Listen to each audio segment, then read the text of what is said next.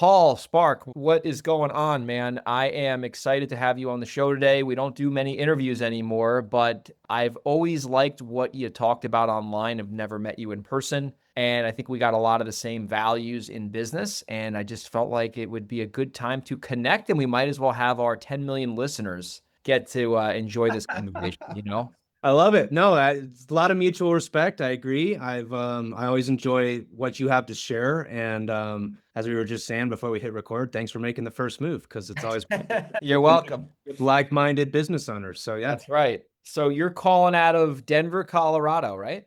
Yep, Denver. That's a great place, man. I remember the first time I went to I wouldn't call Denver the West Coast, but the western part of the US. My uncle lives in Denver and I visited him, and it was the first time I like went to the mountain time or whatever. So I was like blown away that I was like, oh my God, it's like 12 o'clock in Colorado and it's 2 o'clock in New York. This is the craziest thing ever.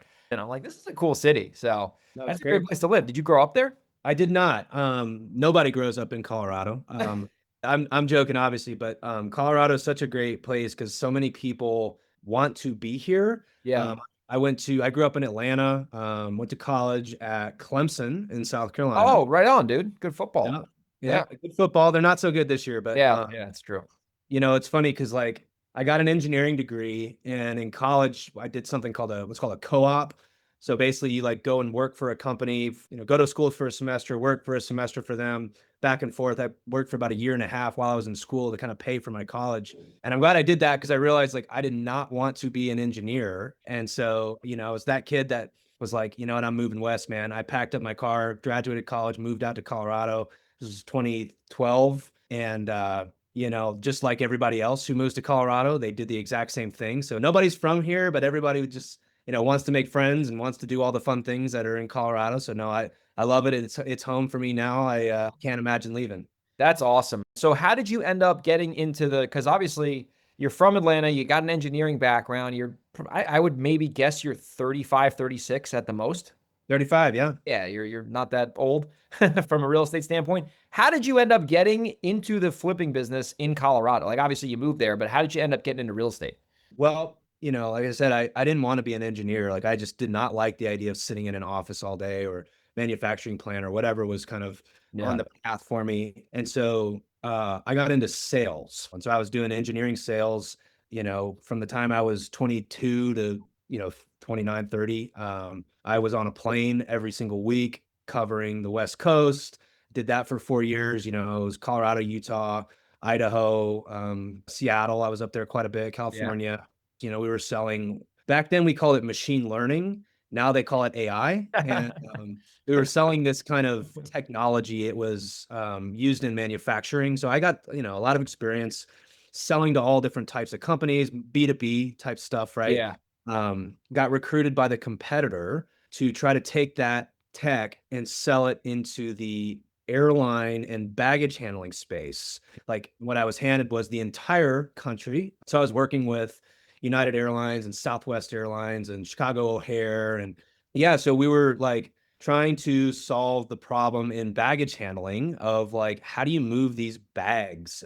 Their bags are not boxes, they got straps, they got wheels, they're all very irregular. That's why baggage handling sucks and people lose Yeah. their bags all the time. Yeah. Yeah. And so I had spent years and years, 4 years, I guess, in that space building these business cases. United Airlines was a big client of mine. We were getting ready to roll out this massive system across all their major hubs. I'd spent 2 years working through there's a lot of government involved in those deals. These are like 10, 15, 20, $25 million deals that I was working on in my late 20s and thought I was king of the world, thought I was really cool. And then we were about to get the PO in March of 2020. And we got a phone call and they were basically like, hey, like this whole COVID thing is, causing us to put a pause on everything that we're doing. And it was like, we're like, oh, very confused, but nobody was traveling. And so that basically killed everything I'd been working on for the last 4 years. And, you're just in this position where you're like, man, like I just spent all this time, effort, and energy trying to build a name for myself in this industry. And it all just kind of fell apart, unfortunately. And so I looked at like, for years up to that, I was sort of buying a house and living in it for a year or two, and then I'd move out and I'd buy another one. And I'd collected 5 properties at that point. So you would rent the property and then move somewhere else. You wouldn't sell them at the tax-free thing. You'd just keep them all as rentals. Just kept them. Okay. I just kept them. I'd lived in it for a year or two, and I'd move out and buy another one and stick a Yeah. tenant in here. And back Smart. then it was 2.7% interest rates. In And the good so days. they were cash flowing and, Yeah. acquiring $500,000 assets over and over and over again. I had a great stable job that I was making a lot of money at. And so it's easy to do that.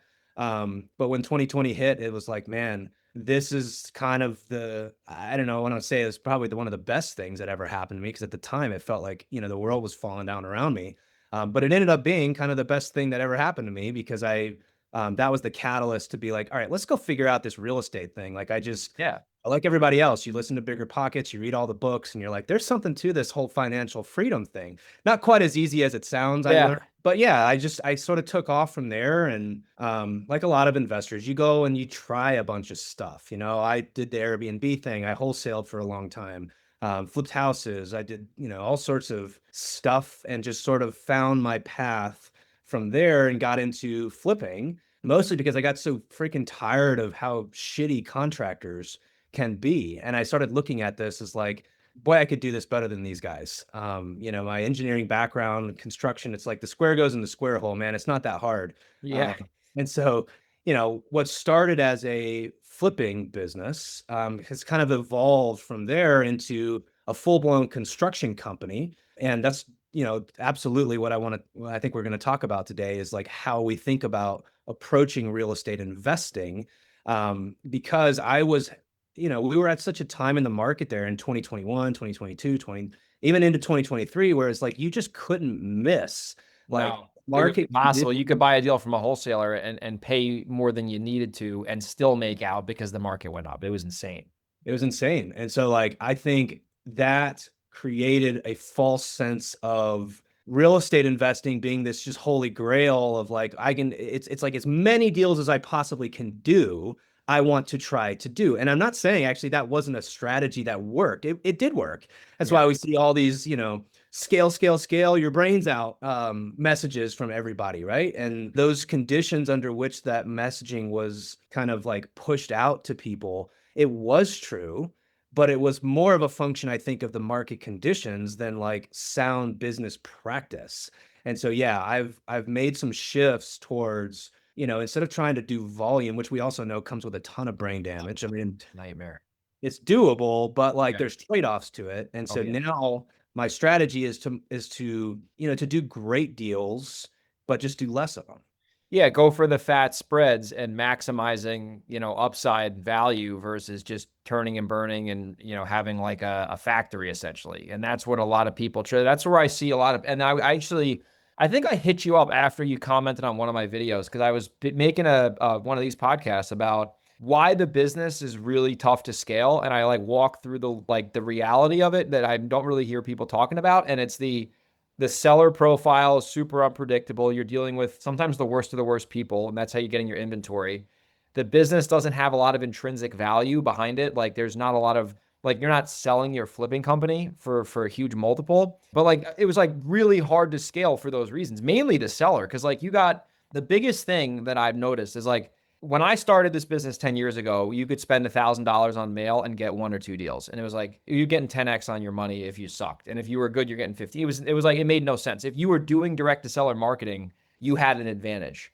Now it's like, if you're not doing direct to seller marketing, you don't even have a chance in hell. And I've seen the cost to get business due to the competition has increased and the margins on regular deals, not the ones you're doing, have basically gone down or stayed the same. So now you're spending 10 grand to make 30 when you used to have to spend like 3 or 4 to make 30, right? And that's a big difference. And I've just noticed like you could have a 6-figure month or a 200K month if the sellers don't screw you, right? But if you're one seller, you're going to make a $70,000 fee on or whatever you're doing, has a title issue or ghosts you. Now, instead of making 140 in revenue, you're making 70. And if your overhead is high because you're scaling, you just broke even for the month. And that's what people don't talk about in this business, you know? I mean, yeah, it's like, and then the other thing, and I've made this mistake too, is like you get these high watermarks, we have this identity that we want to maintain, and so Mm. it's like, all right, well, you get your first 6-figure month, maybe you're doing, you got a 6-figure business, like you're moving some Yeah. stuff along, and then all of a sudden you get a month where you do 100 G's in 1 month. And then Yeah. what happens? You're like, well, I'm a seven-figure business owner if I continue at this If rate. I can continue it. Yeah, exactly. And then what happens is then you go out and you get another acquisitions manager and you add two more lead channels and you add because you're assuming that new high watermark is like where it's gonna be. Yep. But it's It's and such a roller coaster. Exactly. it's a roller coaster. And so yeah, I mean I've been guilty of that myself. And so yeah, I think the reality is that like although there are people who have made that, and we were just kind of remarking on that before we started, that there's people who do the volume thing and who are successful. But what you don't see are the people who have not been successful because they're not chirping on social media and they don't have a course to sell you and they don't have some product to push. So we just get kind of inundated with the people who have made that work. But it's like, well, what's the actual probability of what's the ratio of people who have been successful at this relative to not? And also, what are the conditions under which they made that business work? It's very different running a business in, volume-based business in Seattle or Denver versus Kansas City or Yeah. And nobody talks about Ohio that. Yeah. or Pennsylvania. wherever, but like it's not apples to apples. And I also think you have to consider like what do you actually want? Because there's way more real estate's a fantastic business, but I believe it's more of an opportunistic type business. And it just wasn't actually for a short period of time. I say short, it was probably an 8-year run. And I kind of came into that at the tailing end of that. But Yeah. like you really pull back and you look at like, well, when has that market existed in the US? Like very, very rarely. Yet we all built these businesses under those conditions and they just don't exist anymore. Exactly. And it's funny you say that because you're a little bit older than me. But we've been doing the business for like a pretty similar amount of time. And I remember in like at least in 2015, I remember like there was no real estate industry. Like there was no podcasts, there was no vendors really. It was like kind of the Wild West. And like it didn't exist. Like, there was like literally two podcasts on real estate investing and like one YouTube channel, like Cody Sperber, Mhm. Sean Terry. Like there was no cold calling, texting. And like I think what you're saying is like because of the way that the actual economy and the real estate market rose very rapidly, it turned into the real estate investing industry where there's masterminds and vendors and this and that and coaches and gurus. And it got so mainstream. Now it's at a point where the market is shifting and people are like, like what's really going on? Like this thing got huge practically overnight. But I think what you mentioned is 100% true. Like a lot of people kind of rode that wave and they're trying to like put a square peg in a round hole by like scaling up and doing 100 deals a year when ultimately if they look at this business like you said as like an opportunistic like lower volume higher spread no matter where you live you can actually make more money and not be as stressed, and which is exactly what you did. Well, and I'll add that it takes a certain amount of reliability to be in a position where you can sit and wait. Mm-hmm. There's a tremendous amount of like, you'll learn this one way or another. And clearly, you and I have gone through this. It's like, it's Yes. hard to tell somebody who's beginning, slow down, show a little bit of restraint because they haven't been kicked in the teeth yet. When you get kicked in the teeth, you kind of learn it by default.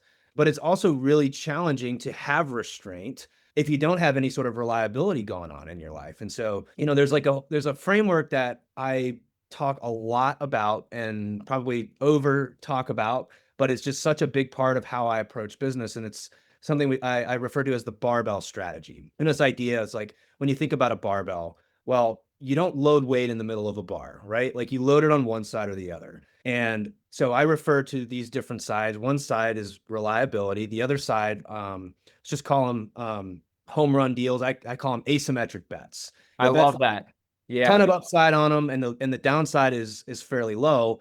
And the problem is that everybody starts out trying to take these big bets. And for example, even when you're scaling a wholesaling business, there's not a lot of reliability in that yet. No.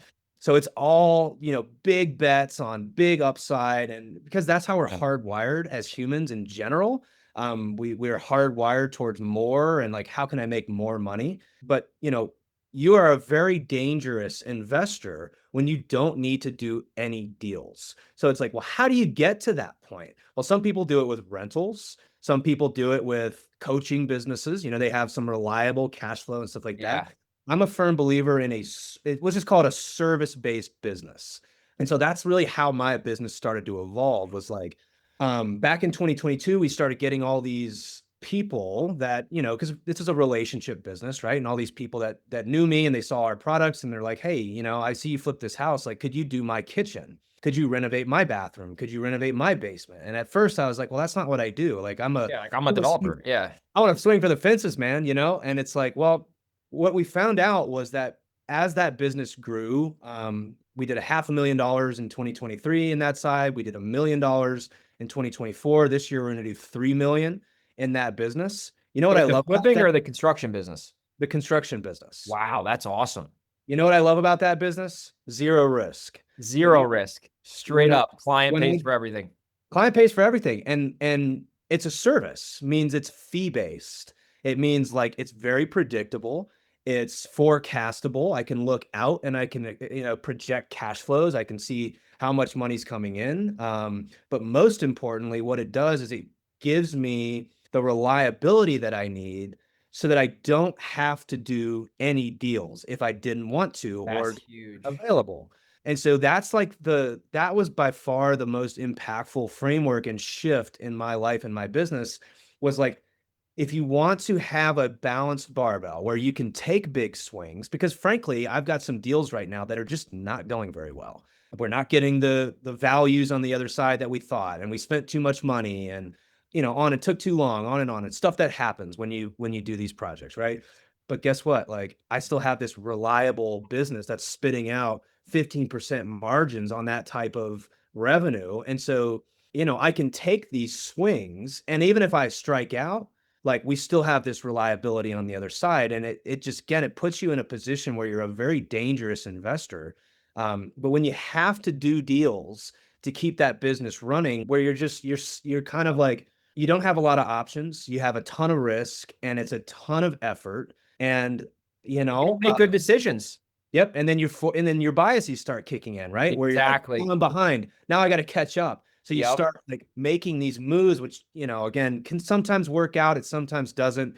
But that's like what I describe as middle of the bar, right? You could load weight in the middle of the bar, but what does that feel like? It feels like this. Yeah. Sometimes it's going good, sometimes it's not going Yeah. good. And yes, you could technically balance a bar in the middle, but like it's significantly stronger if you can have a really reliable base coupled with, some people it's 3 to 5 deals a year. For me, it's like 10 to 12.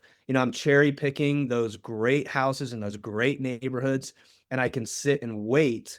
I don't have to buy any deals, and that's just changed drastically. Like the way I sleep at night, the stress that I have, again, it's like, well, those deals didn't go very well, but we're okay because we have all this cash flow coming in from the other side. Dude, that's so freaking valuable. And you didn't just go start like a plumbing company or like a HVAC company. You started a company that actually was congruent with what you're already doing, i.e., a GC business where you already know how to rehab. But now instead of you taking all the risk and going for volume, you're making probably more money with practically no risk doing something you already know how to do. So then you can take that consistency and then hit these, take these bigger swings and not have to be like, freaking out. Cause that's like, I see some people, they'll wholesale houses and then they'll get a development deal and they'll try to like, they have to make sure their wholesale business isn't going to take a shit because if that development deal goes wrong and then their wholesale business goes wrong, they're like out of business. Right. Yeah. And there's too much at stake. So it's like, yeah, that's so smart, man. How did you end up like getting like, cause obviously you were doing development and you're still doing that. Like, how did you get that construction business to where it went from 500K to a million, 3 million? Like, how did you guys continue to grow that? Yeah, well, there's what I just refer to as like four levers that you need to pay attention to when you're growing a business. Um, Everything comes down to supply and demand, right? So, Literally. Yeah. demand means like you got to get people that want to pay you for what you do. First leveler is like, how do you get customers, right? And then over time, the goal is to like get those customers become worth more, so you can do volume. We were doing 30, 40 or so client projects a year. We're not doing any more than that now. We've just figured out how to get those clients to do bigger projects, get bigger margins. And so again, it goes back to the whole like volume does work. I think it works better if you're selling widgets, Yeah. same thing over and over and over again. Construction it's still a hard business. And I don't really want to do hundreds of deals per year. I'd rather do the same number of deals, just make them worth more. So you got to get customers, you got to make your customers worth more. On the other side, on the supply side, means like you need to be able to decrease risk, is the third one, meaning like risk to your operations, risk to your finances. It's all the systems and processes, all the leadership, leading a team. I've got a team of 11 people that work for me right now. And then the last one is like, how do you go faster? If I could do a bathroom in a month and make 20 grand, well, if I could do it in 2 weeks and make the same amount of money, starts going up. So it's just like carefully looking at all four of those things. You got to get customers. Of course, then you get a bunch of customers. Then you got to figure out how to deliver the value. Got to fulfill. And Yeah. then you got to go back and then you got to figure out how to get your customers become worth more. And then you got to go faster so you can deliver that value. So what I love about a service-based business is it's not rocket science, man. Like it's not. An investing business is challenging for different reasons. I don't look at a wholesaling business as a service-based business, although No, you are providing a service in a way. not. It's like a lot of the guys that I spend a lot of time with, they are, running flooring companies, there's tree removal companies, it's lending, HVAC, even a, real estate brokerages. A lot of adjacent businesses, to the real estate investing, where like if and you said it really well, like the best part about taking a house to market that doesn't get the result that I want, let's say I put a $1.5 million house. I'm using the example that I have right now. It's a $1.5 million house. We're probably going to make, let's just call it nothing on this deal. So a Let's break even. let's call it break even. Well, the thing is I just picked up 4 clients, homeowner clients from that, people coming to the open house and saying, damn, Oh, I that's love your great. work. Can I hire Yeah. you to do my kitchen or whatever? And so having an adjacent business in some way, if you're starting like a fintech company and then you're also trying to do real estate development, it's like, well, I like the idea of having things that kind of feed off of each other. Uh, Yeah, totally. and what I also say is that there's a million options, but like why I think we've grown that company so quickly is because I have a passion for serving that client. We work with people like us, they're 30s, 40s. I have a very targeted avatar that I'm going for. It's people that bought a house in 2015, 16, 17, 18, 19, 20. They're in a great neighborhood. They've got a sub 3% interest rate. They don't want to sell that house, buy a more expensive house further outside the city, triple their mortgage rate. They'd rather just, add an addition off the back or delete 2 bedrooms, make a giant primary suite, vault the ceilings, open everything up, right? Like I know that client. I am that client. I want to Yeah. serve that client at a really high level. And so I don't think it's about saying like, where can I make a bunch of money? Like it's coming from here, man. Like, who do you have a heart for serving? Who are you well positioned to serve? And that's a function of like really just playing your game. Like, you got to figure out who you want to serve, service based business, right? Who do you want to serve at a really high level? And so, that's how I like to guide people is like, who do you want to serve and who can you serve at a really high level? And things just start to get easier when your alignment is intact. Dude, that's such great. I hope everyone rewinds like the last 1 minute of what you just said if they're watching or listening to this, because that was gold. And like, exactly who your avatar is. And then that ultimately gives you clarity on who your client might not be, right? Because in the service business, right? Not that I have a service based business, you know who you don't want to deal with. Like, we have our sellers on our like blacklist. Like, oh my God, this is that type of person. We are not going to buy their house, right? I'm sure you have a general avatar in your mind of like, nightmare client, like pain in the ass client, red flag client. They're going to be calling me at 2 a.m. complaining about something. And I'm sure you have those two delineated. Well, for sure. And like, again, think about that type of client. Like, typically, the people we work with that, they have young families and they didn't have a young family when they bought that house. Mm-hmm. And typically, both people are working or, dad's working downtown and he's making great money. And like, they've only increased the amount of money they've made since 2018 when they bought that house.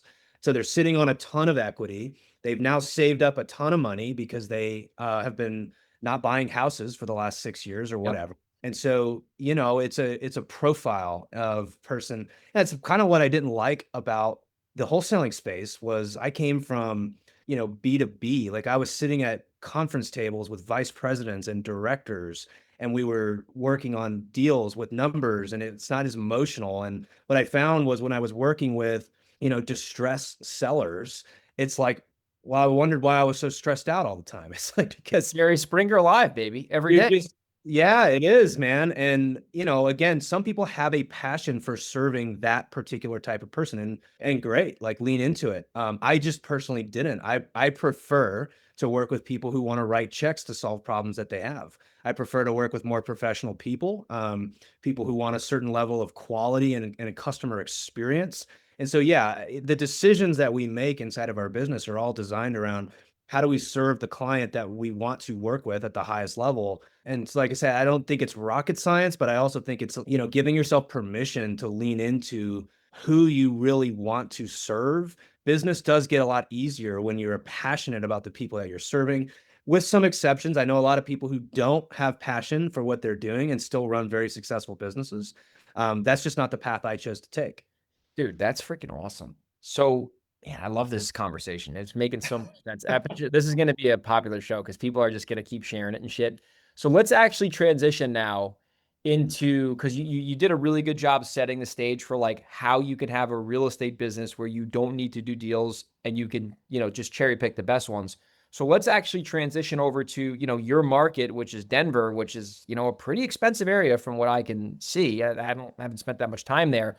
So when you're looking for your asymmetrical type of deal to do, are you looking for like ground up development? Are you looking for rehabs where you can manipulate the square footage in bed? Like in Seattle, you can finish basements and add hundreds of thousands of dollars in value. Like what's your like kind of avatar for the perfect real estate deal that you can do where you don't need to be doing that many to make a ton of money? Yeah, it's a great question. My answer is basically the same. I'm targeting the buyer. My decisions are filtered. I think the biggest mistake I see real estate investors making is like, I'll take anything that's a deal. And here's why that's a Yeah, problem. right. Yeah. Just like in Seattle, there's all sorts of different. Denver's a very neighborhoody, and so like, if you're gonna flip a 4-bed, 2-bath home in Arvada versus a 2-bed, 1-bath condo in Cherry Creek versus a 4,000 square foot home in Littleton, like these are completely different buyers. They want different things. They are prioritizing different things. But like the lens that I see everything through is who the buyer I want to serve, the clients we work with on the construction company, they are the same as the other clients. They're the same profile. It's just that some people would rather write the check and buy a brand new house rather than stay in that house and make it the same. But it's basically the same profile. I'm targeting, and again, it's like I'm serving people like myself. They're married. My wife and I don't have kids. We're working on that. But it's typically young families, mid to late 30s, mid to, early 40s.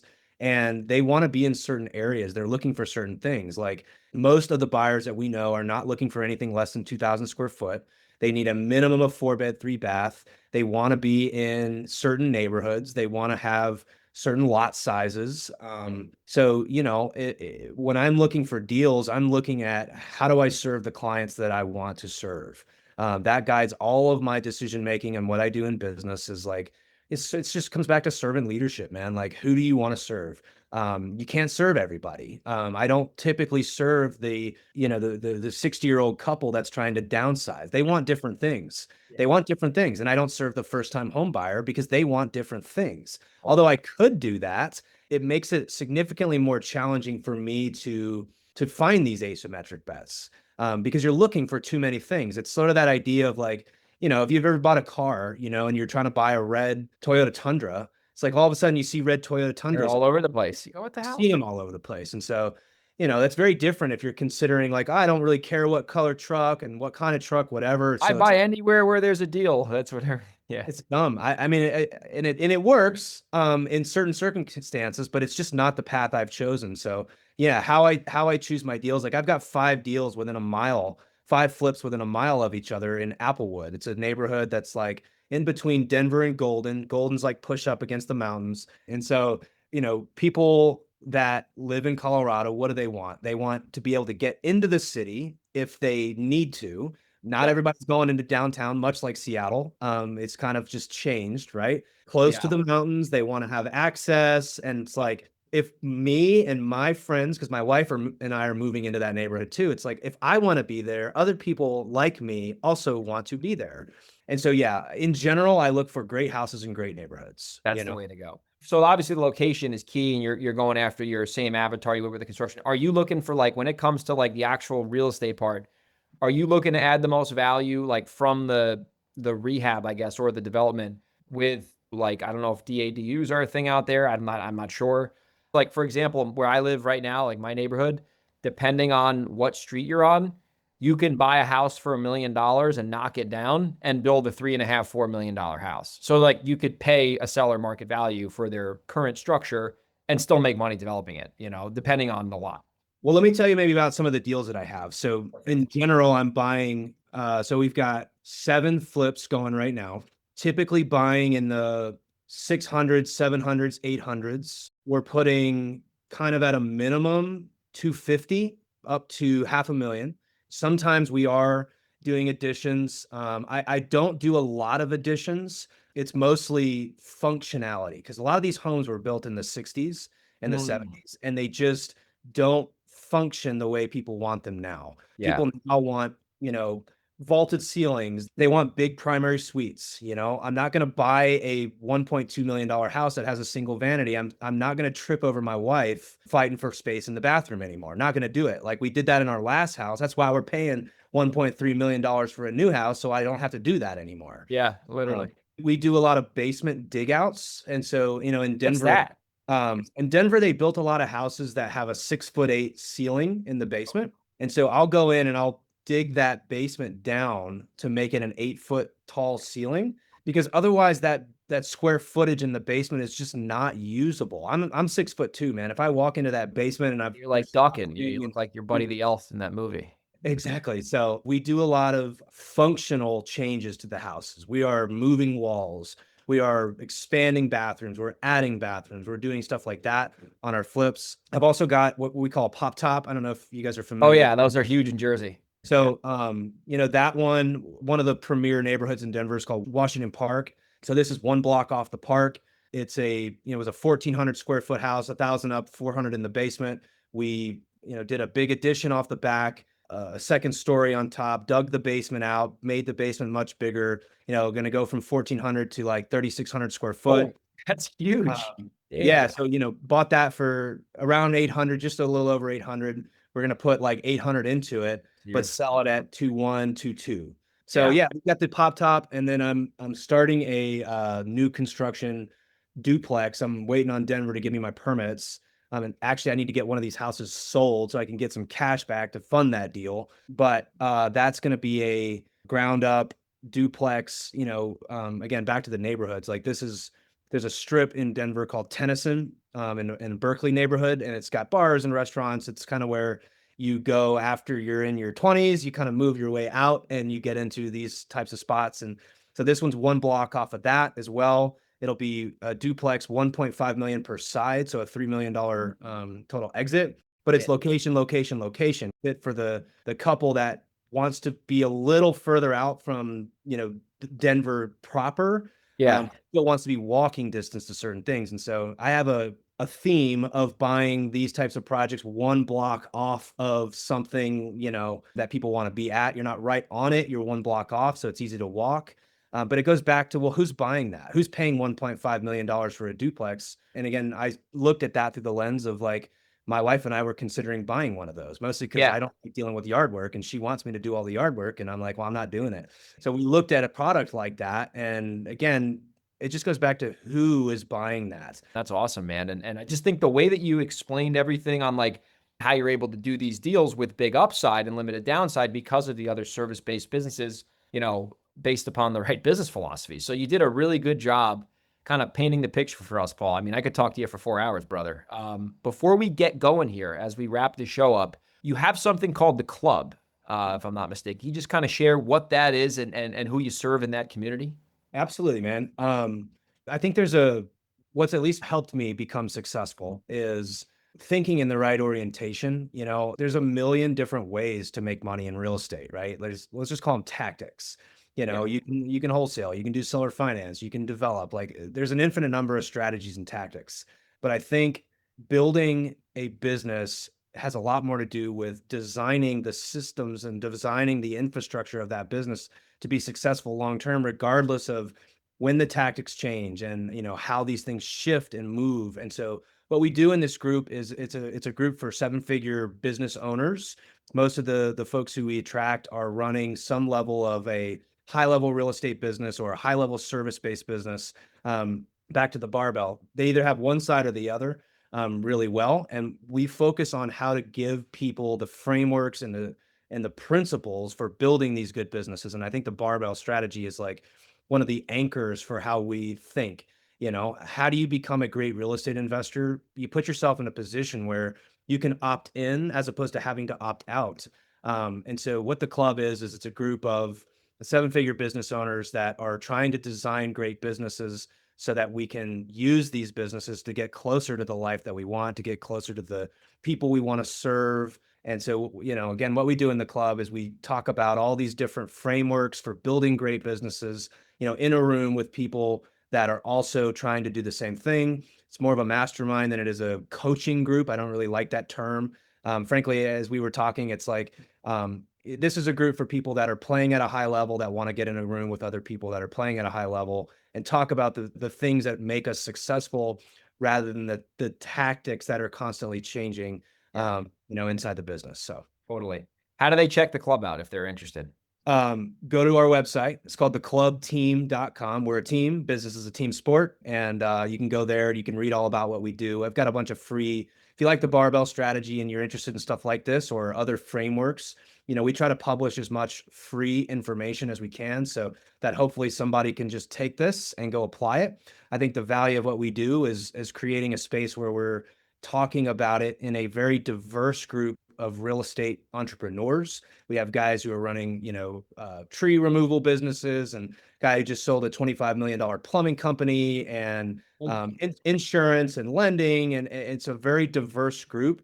So you can see that, like at a certain level, tactics, although important, is not as important in my opinion as designing the right business around your strengths and who you really want to serve. And so that's what we do. Check us out at theclubteam.com. Theclubteam.com. We'll make sure we have that in the show notes. And how do people connect with you online? Instagram and Facebook. Yeah, I try to be active on Instagram. It's harder to do as we're getting bigger in the company, but I'm online on Instagram. You can follow me at Paul Sparks Official, and I'm trying to share as much as I can, trying to bring as much value to the other folks in this business because it is a team sport, man. It's we all win together, and so yeah, check me out there and follow along. We'll direct people over to that website. We'll have people follow you. And man, I really appreciate you getting on the horn today and doing a show. Man, thanks for having me. This was fun. And Greg, like I said, I always enjoy reading all the things that you have to share as well. We think very similarly. So glad we got to connect, man. Right on, brother.